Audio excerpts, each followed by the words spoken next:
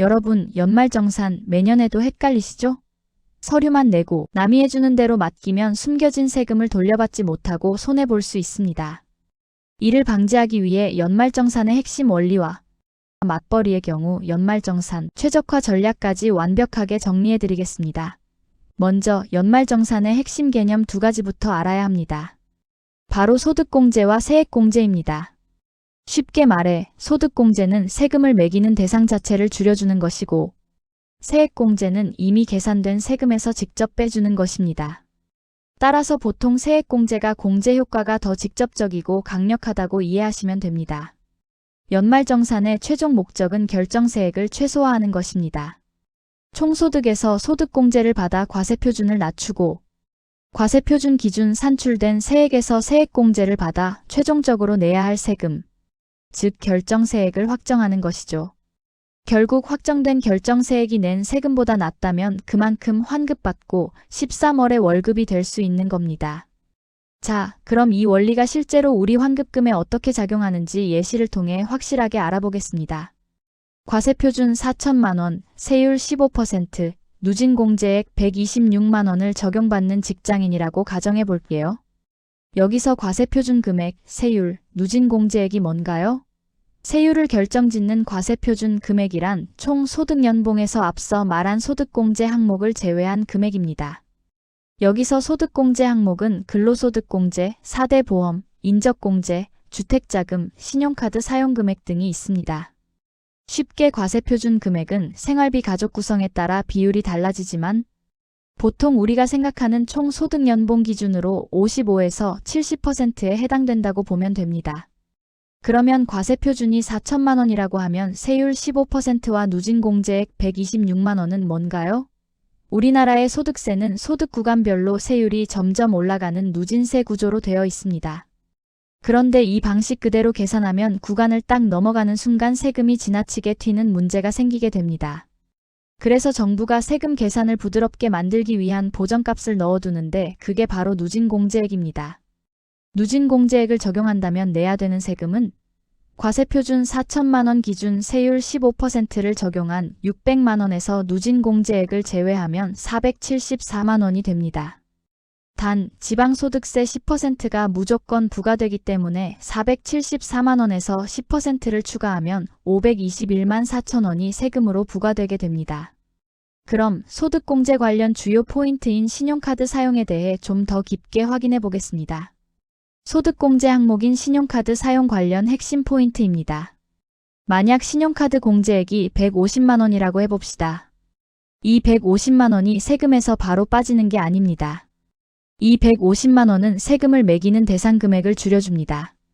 따라서 낮아진 소득 150만 원의 세율인 15%를 곱한 금액, 즉 22만 5천 원만 세금으로 돌려받게 되는 것입니다. 소득공제는 본인의 세율에 따라 환급금이 결정됩니다. 그럼 신용카드 공제액이 150만 원이 되려면 신용카드를 얼마나 사용해야 할까요? 먼저 여러분의 총 급여가 4천만 원, 오직 신용카드만 사용했다고 가정하고 공제액을 계산해 보겠습니다. 첫 번째, 신용카드의 공제 문턱은 1천만 원입니다. 4천만 원의 25%인 1천만 원까지는 신용카드를 써도 공제 효과가 0원입니다. 공제를 받으려면 이 1천만 원을 무조건 초과해야 합니다. 두 번째, 신용카드 소득공제 150만 원을 목표로 역산하겠습니다. 신용카드 공제율은 15%이기 때문에 150만 원의 공제를 받기 위한 산식은 공제 목표액 150만 원을 공제율 15%로 나누면 됩니다. 즉, 공제 문턱을 넘겨서 1천만 원을 추가로 사용해야 합니다. 세 번째, 최종 신용카드 사용액 계산입니다. 공제 문턱인 1천만 원에 추가 사용액 1천만 원을 더하면 총 2천만 원을 사용했을 때 최종적으로 150만 원의 신용카드 소득공제를 받게 됩니다. 하지만 여기서 전략이 필요합니다. 공제 문턱 1천만 원을 넘기고 추가 사용액 1천만 원에 대해 공제율 15%를 적용하는 것은 효율이 낮습니다.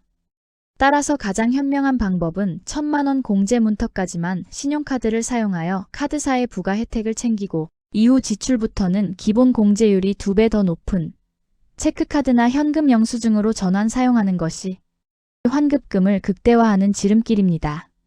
기타 소득공제 항목은 딱히 핵심 포인트 없이 인적공제, 주택자금 등에 따라 개인별 특정적으로 적용되기 때문에 다음 세액공제 설명으로 넘어가도록 하겠습니다. 앞서 설명한 대로 세액공제는 이미 계산된 세금에서 세금을 직접 빼주는 것입니다. 세액공제 항목별 공제율이 다르고 공제율이 적용되는 범위 또한 다르니 잘 확인하여야 합니다. 적용 범위에 해당되지 않는다면 연말정산 서류를 제출할 필요가 없습니다. 표준세액공제와 같은 경우에는 보험료, 의료비 등 특별세액공제의 합계가 13만원 이하 시 자동 적용되는 세액공제 항목입니다. 세액공제 항목 중 보험료를 예로 들어보겠습니다.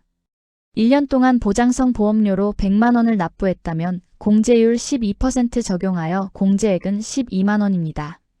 세액공제의 위력이 여기서 나옵니다. 2.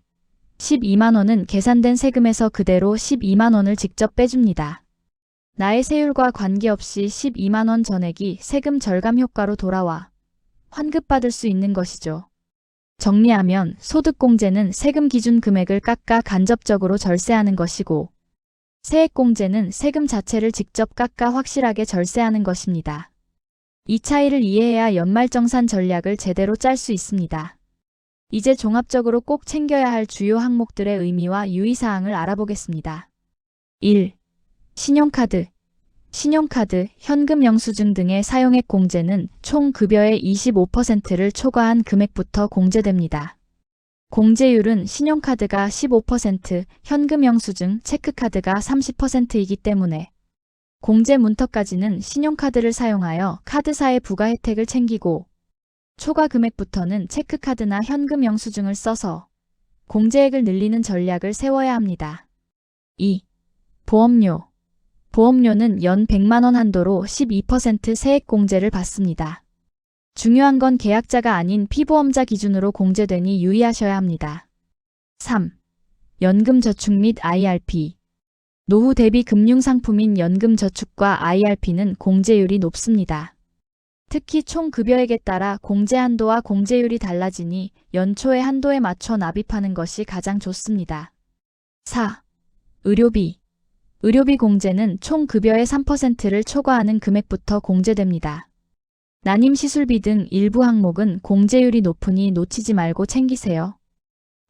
맞벌이 부부 연말정산 전략. 외벌이는 신경 쓰지 않아도 될 부분을 맞벌이 부부는 전략을 세워 연말정산을 하여야 합니다. 맞벌이 부부는 기본적으로는 급여가 높은 배우자에게 공제를 집중하는 것이 유리합니다. 하지만 의료비나 신용카드처럼 공제 문턱이 있는 항목은 그 문턱을 넘기는 데 유리한 쪽으로 배분해야 합니다. 자녀나 부모님 부양가족 공제는 소득이 높은 배우자가 받는 것이 유리하며 자녀의 보험료 공제는 부모 중 실제로 보험료를 납입한 사람이 받는 구조이니 소득이 높은 배우자가 보험료를 납부하는 것이 좋습니다. 다음은 연말정산 시 실수하기 쉬운 내용입니다. 첫째, 부양가족 공제는 나이 요건 외에 공제 대상의 소득 금액이 100만원 이하여야 합니다. 둘째, 월세 세액 공제는 무주택 세대주인 근로자만 받을 수 있습니다. 또한 계약서 주소지와 실제 거주 주소지가 일치해야 합니다. 셋째, 중복 공제 금지. 교육비나 기부금 같은 항목은 부양가족 중 한 명이 공제받았다면 중복으로 공제받을 수 없습니다. 넷째, 추가 증빙 서류 챙기기. 연말정산의 시작은 홈택스 간소화 서비스입니다. 간소화 자료에 포함되지 않는 증빙 서류는 스스로 챙겨야 합니다. 예를 들어 월세 계약서 사본 및 이체 내역, 안경 콘택트 렌즈 구매 영수증, 보청기, 휠체어, 의료기기 구매 영수증, 해외 의료비 및 교육비, 미취학 아동학원비, 기부금, 출산, 입양공제 관련 서류 등이 있습니다. 특히 이직이나 퇴사를 했다면 종전회사 근로소득 원천징 수영수증을 반드시 합산 신고해야 합니다. 연말정산은 세금 절약의 가장 확실한 기회입니다. 오늘 알려드린 핵심 원칙과 전략을 바탕으로 13번째 월급을 제대로 챙겨가시길 바랍니다. 더 나은 오늘, 구독과 좋아요 부탁드립니다.